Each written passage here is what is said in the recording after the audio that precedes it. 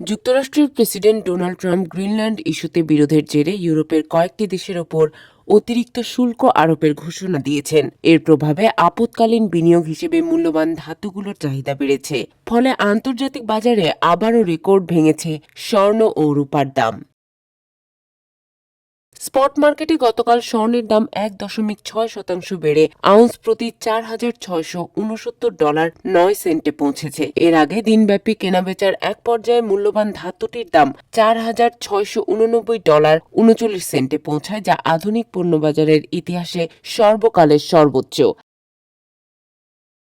একই সময় ফেব্রুয়ারিতে সরবরাহের জন্য যুক্তরাষ্ট্রের ফিউচার মার্কেটে স্বর্ণের দাম 1.7% বেড়ে আউন্স প্রতি দাঁড়ায় $4,674.10। ডোনাল্ড ট্রাম্প শনিবার ইউরোপের কয়েকটি মিত্র দেশের ওপর ধাপে ধাপে শুল্ক বাড়ানোর হুমকি দিয়েছেন। তার বক্তব্য হল, যুক্তরাষ্ট্রের গ্রিনল্যান্ড অধিগ্রহণের বিরোধিতা করা চলবে না। বর্তমানে ডেনমার্কের বিশাল আর্কটিক দ্বীপটি ঘিরে চলমান বিরোধ আরও তীব্র হয়েছে।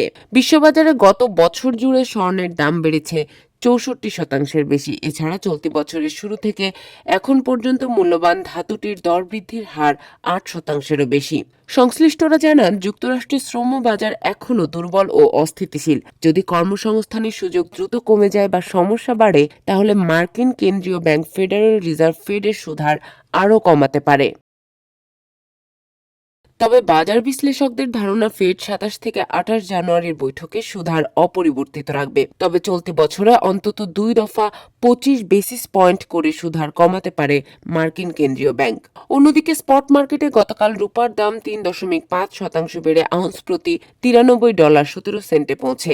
এর আগে এক পর্যায়ে রূপার দাম রেকর্ড $94.08 পৌঁছে যায়। চলতি বছর এখন পর্যন্ত ধাতুটির দাম বেড়েছে 30%-এর বেশি। অন্যান্য মূল্যবান ধাতুর মধ্যে স্পট মার্কেটে প্লাটিনামের দাম 1.2% বেড়ে আউন্স প্রতি $2,355.70 দাঁড়িয়েছে। এ সময় প্যালাডিয়ামের দাম বেড়েছে 0.4%। প্রতি আউন্সের মূল্য দাঁড়িয়েছে $1,806.70।